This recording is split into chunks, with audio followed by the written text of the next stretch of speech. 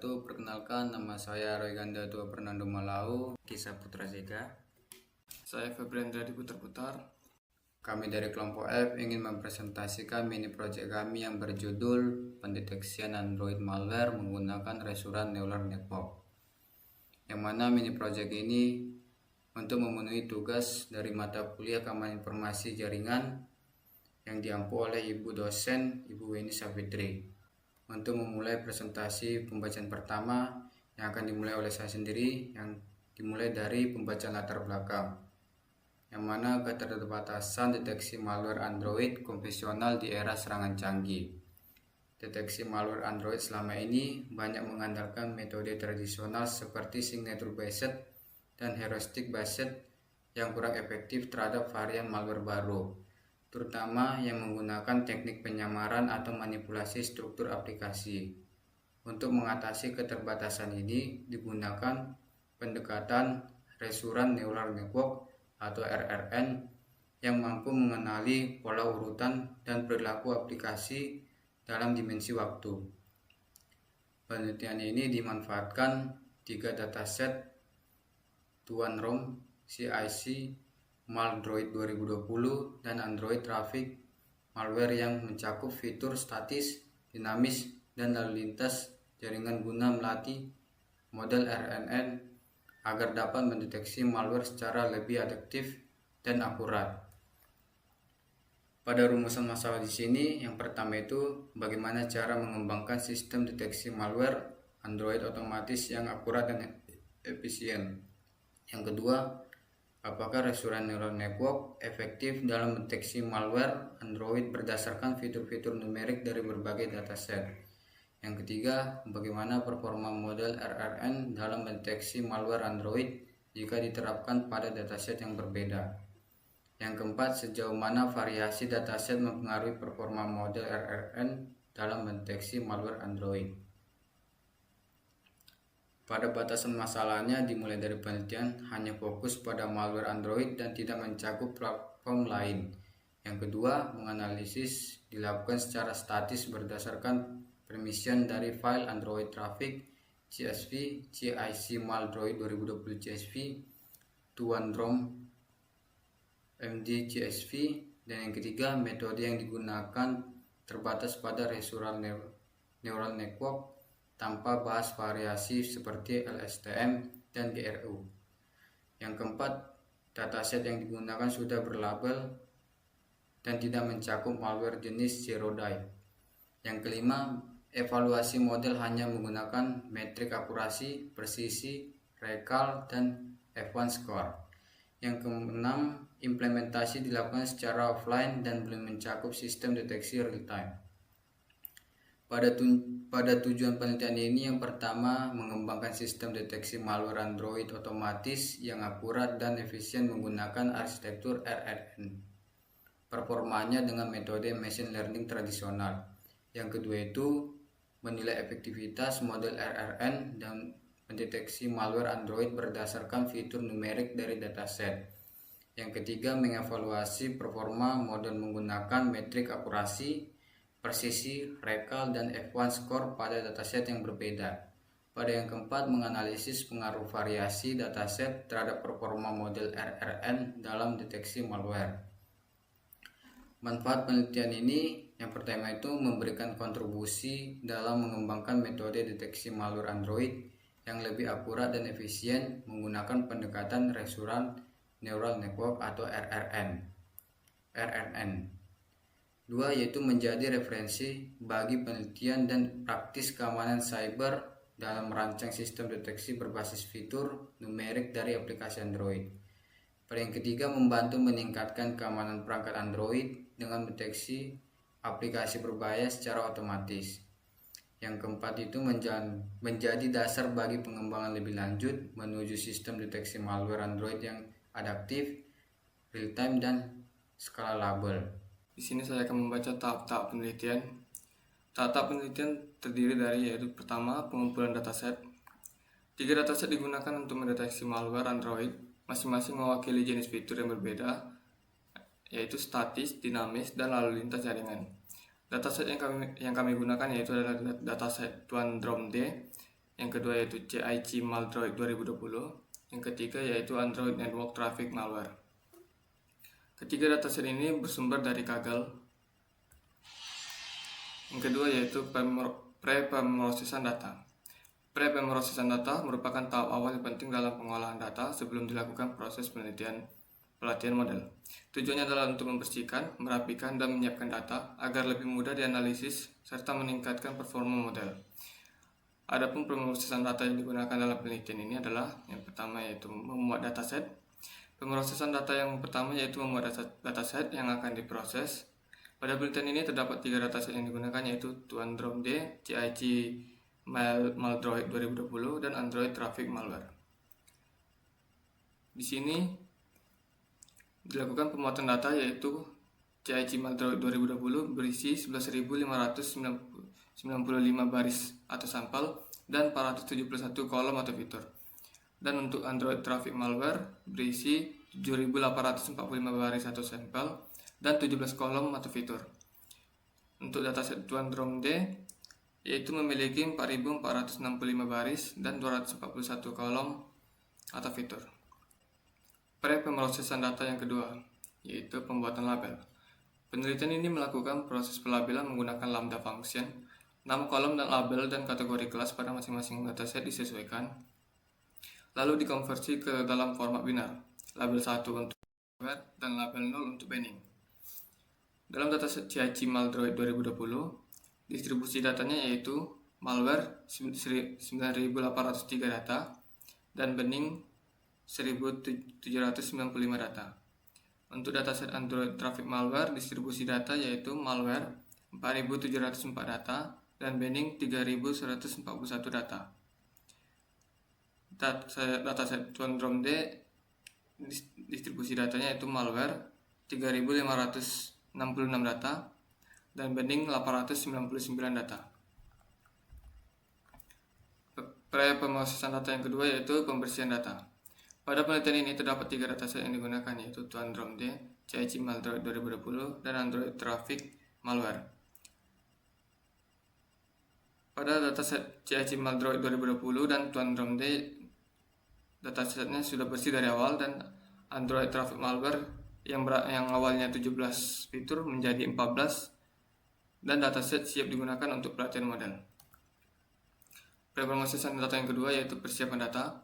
Langkah pertama dilakukan dengan memisahkan kolom label dan dari fitur menggunakan fungsi drop, di mana fitur disimpan dalam variabel X dan label-label yang sudah dibinarisasi menggunakan lambda function disimpan dalam variabel Y. Normalisasi dilakukan dengan min-max scaling. Semua fitur berada dalam rentang 0 dan 1. Label binarisasi menggunakan lambda function yang mana malware adalah 1 sesuai kebutuhan klasifikasi binar dan banning adalah 0. Pre-pemrosesan data yang kedua yaitu penyesuaian dimensi input untuk model RNN. Data input perlu disesuaikan dalam bentuk 3 dimensi, yaitu jumlah sampel, panjang urutan, jumlah fitur per langkah waktu. Oleh karena itu, data hasil normalisasi xcal direstruksasi menggunakan fungsi reset menjadi bentuk n sample, n time step, n fitur, dengan n fitur adalah sama dengan 1, agar sesuai dengan format input yang diharapkan oleh arsitektur RNN. Pada dataset CIC Maldroid 2020, bentuk RNN-nya adalah yaitu 11.598 data sampel, 470 fitur, dan 1 time step. Untuk Android Traffic Malware yaitu bentuk datanya adalah 7.845 sampel, 12 fitur, dan 1 time step. Untuk dataset Tuandrom D yaitu bentuk datasetnya adalah 4.465 sampel, 240 fitur, dan 1 time step. Prosesan data yang kelima adalah pembagian data. Proses pembagian dilakukan menggunakan fungsi trend task split dari pustaka scikit-learn dengan rasio 80% untuk data latih dan 20% untuk data uji. Pada dataset CIC Maldroid 2020, data latihnya yang didapat adalah 9.278 dan data uji adalah 2.320. Pada dataset Android Traffic Malware, data latih yang didapat adalah 6.276 data uji 1569. Pada dataset Tuan Dromde, data latih yang didapat adalah 3572, data uji yang didapat adalah 893. Perancangan arsitektur model RNN. Model ini dirancang untuk menangani data sekuensial dan mampu mempelajari pola-pola temporal yang relevan dalam fitur yang telah disusun sebagai deretan waktu atau time step. Arsitektur model terdiri atas 3 lapisan utama. Input layer dengan bentuk sesuai dengan dimensi data setelah proses riset, simple RNN layer dengan 64 unit, dan fungsi aktivasi TAN untuk menangkap hubungan sekuensial antar fitur. Dense layer dengan 64 unit dan aktivasi ReLU untuk menambahkan kedalaman dan non-linearitas. Yang keempat adalah output layer dengan 1 unit dan fungsi aktivasi sigmoid digunakan untuk prediksi klasifikasi binar, yang mana malware adalah 1, banning adalah 0. Model dikompilasi menggunakan optimizer yaitu ADAM dan loss function binary cross entropy, evaluation metric yaitu akurasi. Pelatihan model RNN. Seluruh dataset yang telah diproses digunakan untuk melatih model RNN dengan arsitektur dan parameter yang sama guna menjaga konsistensi evaluasi. Model terdiri dari lapisan simple RNN 64 unit, dense tersembunyi 64 unit ReLU, dan output sigmoid. Kompilasi model menggunakan optimizer, ADAM, loss binary cross entropy, dan metrik akurasi. Pada dataset CIAC Maldroid 2020, model RNN dilatih menggunakan data latih sebanyak 9.278 sampel dengan dimensi input 470 fitur dan 1 timestamp, dan divalidasi terhadap 2.320 sampel data uji dengan dimensi yang sama. Proses pelatihan dilakukan selama 10 epochs. Pada dataset Android traffic malware, proses pelatihan dilakukan selama 10 epochs menggunakan data latih sebanyak 6.276 sampel dan divalidasi terhadap 1.569 sampel data uji. Pada dataset Tuan Dromde, proses pelatihan model recurrent neural network dilakukan selama 10 epochs menggunakan data latih sebanyak 3.571 sampel dan divalidasi terhadap 893 sampel data uji. Pengujian model deteksi malware.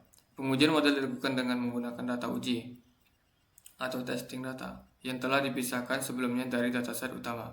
Tujuan dari pengujian ini adalah untuk mengevaluasi kemampuan model RNN berdasarkan data yang belum pernah dilihat sebelumnya oleh model. Pada dataset CIAC Maldroid 2020, hasil pengujian diperoleh nilai akurasi sebesar 84,53%. Nilai ini menunjukkan bahwa model mampu mengklasifikasikan data dengan tingkat ketepatan yang cukup tinggi.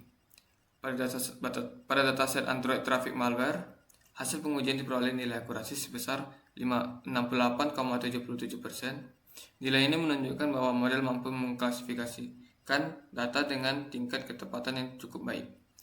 Pada dataset Tuan Dromde, hasil pengujian diperoleh nilai akurasi sebesar 96,19%. Nilai ini menunjukkan bahwa model mampu mengklasifikasikan data dengan tingkat ketepatan yang sangat tinggi. Evaluasi model. Evaluasi ini bertujuan untuk mengukur kemampuan generalisasi model dalam melakukan klasifikasi terhadap data yang belum pernah dilihat sebelumnya. Di sini terdapat output dari masing-masing dataset yang akan dibahas pada pembahasan selanjutnya. Analisis hasil pengujian. Analisis dilakukan secara kuantitatif berdasarkan metrik evaluasi utama, yaitu akurasi, presisi, recall, dan F1 score, serta ditunjang dengan analisis arsitektur model dan karakteristik data. A. Hasil evaluasi per dataset. Pada dataset CIAC Maldroid 2020, hasil evaluasi pada dataset ini adalah akurasi 84,53%, precision 84,53%, recall 100%, F1 score 91,61%. Pada dataset Android traffic malware, hasil terendah diperoleh pada dataset ini dengan metrik akurasi 68,77%, precision 78,28%, recall 30,41%, F1 score 43,81%. Pada dataset Tuan Dromde, hasil tertinggi diperoleh pada dataset ini dengan metrik akurasi 96,19%, precision 96,70%, recall 98,60%, F1 score itu 97,64%. B. Perbandingan kinerja antar dataset. Pada tabel ini terdapat perbandingan antara 3 dataset, antara dataset Turandrom D, dataset CIC Maldroid 2020, dataset Android Network Traffic. Perbandingannya terdapat pada pembahasan selanjutnya. Di sini terdapat grafik hasil pengujian akurasi yang dimana yang paling tertinggi adalah Turandrom D di angka 96,19%, yang kedua 84,53% pada CIC Maldroid, dan paling rendah adalah 68,77% pada Android Traffic Malware. Di sini terdapat grafik hasil pengujian presisi. Yang tertinggi tetap dataset Turandrom D di angka 96,70%, dan yang kedua adalah CIC Maldroid 84,53%, dan dataset Android Traffic Malware yaitu 78,28%. Di sini terdapat grafik hasil pengujian recall. Yang paling tinggi adalah dataset CIC Maldroid di angka 100%, dan yang kedua adalah Turandrom D di angka 98,60%, dan yang ketiga adalah Android Traffic Malware di angka 30,41%. Di sini terdapat grafik hasil pengujian F1 score. Yang paling tertinggi adalah dataset Turandrom D di angka 97,64%, dan yang kedua adalah CIC Maldroid 2020 pada 91,61%, dan pada dataset Android Network Malware adalah 43,81%. Baik, di sini saya akan menjelaskan selanjutnya yaitu lokasi dan waktu penelitian. Yang pertama, lokasi penelitian. Penelitian ini dilaksanakan di Rumbai, Pekanbaru, Riau dengan menggunakan komputasi berbasis cloud yaitu Google Colab. Yang kedua, waktu penelitian. Penelitian ini dilaksanakan dalam kurun waktu beberapa minggu, dimulai sejak tahap persiapan, pengumpulan dataset, pre-processing, perancangan model, melatih model, pengujian model terhadap data uji, evaluasi model, hingga analisis hasil pengujian yaitu pada bulan Mei 2025 hingga Juni 2025. Selanjutnya data yang digunakan. Yang pertama, dataset Android Traffic. Dataset ini berisi data lalu lintas jaringan dari berbagai aplikasi Android. Setiap entry mencakup informasi seperti yang pertama waktu komunikasi, yang kedua ukuran paket, yang ketiga arah lalu lintas, yang keempat jenis protokol yang digunakan. Yang kedua ada dataset CICMAL Android 2020. Fitur-fitur yang ada direpresentasikan dalam bentuk urutan sequence yang sangat cocok untuk dianalisis menggunakan model RNN. Kelas label dataset ini mencakup yang pertama ada adware, yang kedua banking, yang ketiga SMS malware, yang keempat greaseware, dan yang kelima binning. Yang ketiga ada dataset Turandrom. Dataset ini memuat informasi statis dan dinamis dari aplikasi Android seperti permission based features, yang kedua API based features.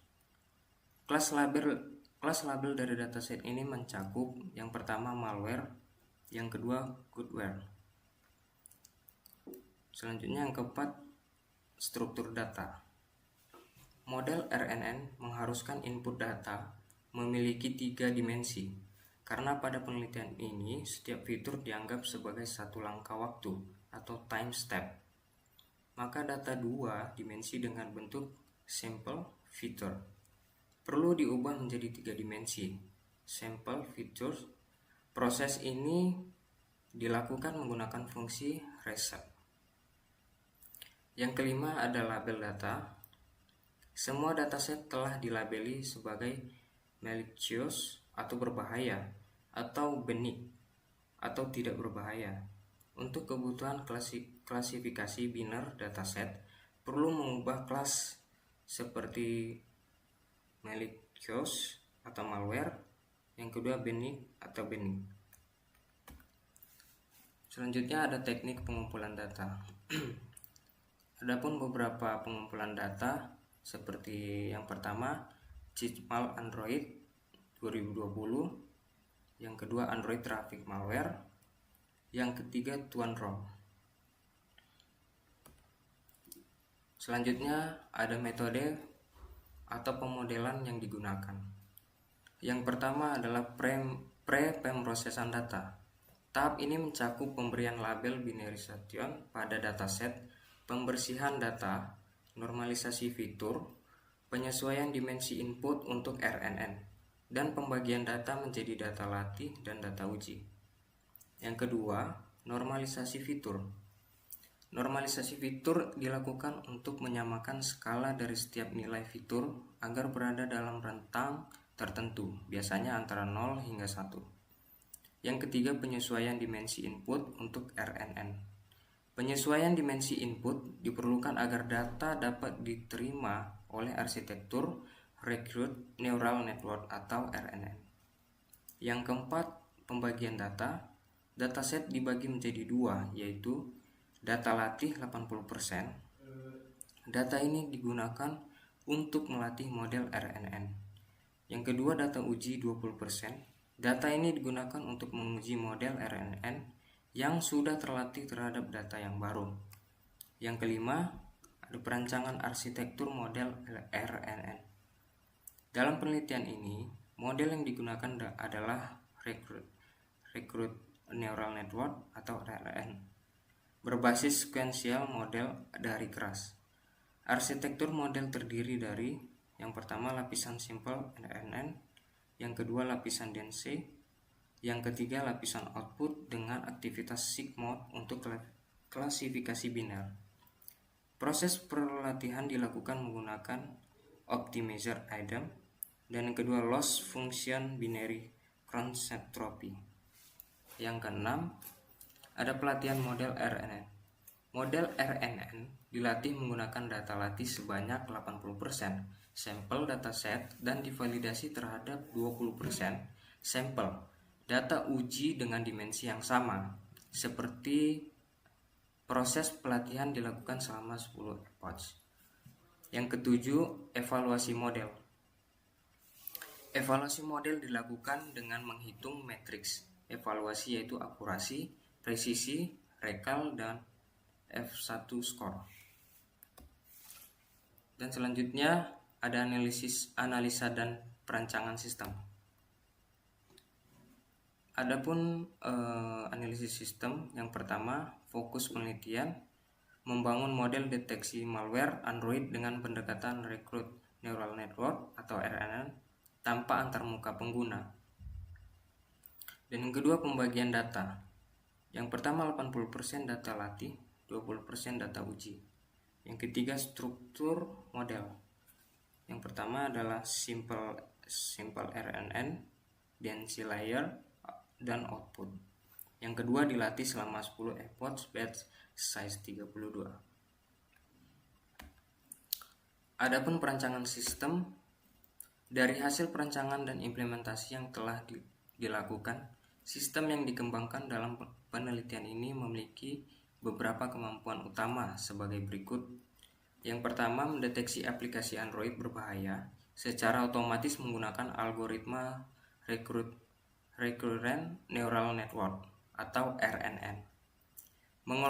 Dan yang kedua, mengelola data sequential dari 3 dataset.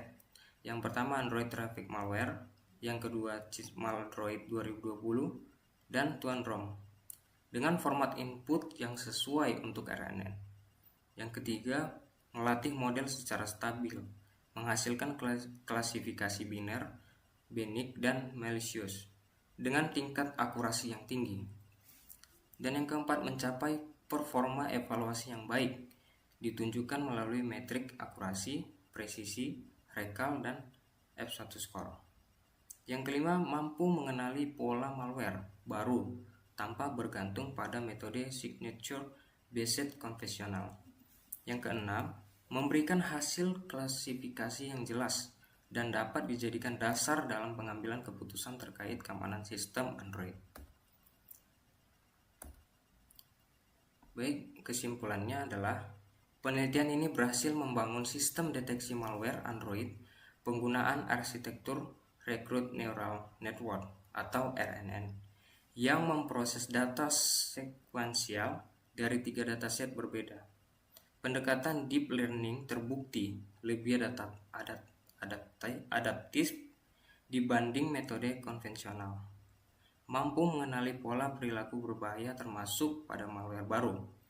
Proses processing, normalisasi, dan konversi data berhasil mengubah fitur aplikasi menjadi input yang sesuai untuk RNN. Hasil evaluasi menunjukkan model memiliki akurasi, presisi, dan rekal yang tinggi, membuktikan efektivitasnya dalam klasifikasi aplikasi benign dan malicious. Secara keseluruhan, RNN terbukti menjadi metode yang efisien dan potensial untuk mendeteksi malware Android secara otomatis dan adaptif. Adapun saran, penelitian ini masih dapat dikembangkan lebih lanjut. Beberapa saran yang dapat dilakukan ada antara lain: yang pertama, membandingkan performa algoritma RNN dengan algoritma lain seperti CNN untuk melihat efektivitas deteksi malware berbasis behavior. Dan yang kedua, menggunakan varian RNN lain seperti LSTM dan GRU yang mampu menangani dependensi jangka panjang lebih baik. Yang ketiga, menggabungkan fitur dari data statis dan dinamis untuk memperkaya informasi dalam proses pelatihan model. Dan yang keempat, menerapkan sistem secara real time pada perangkat Android sebagai sistem deteksi dini terhadap ancaman malware. Baik, sekian presentasi dari kelompok kami. Apabila ada kesalahan dalam berkata kami mohon maaf. Assalamualaikum warahmatullahi wabarakatuh.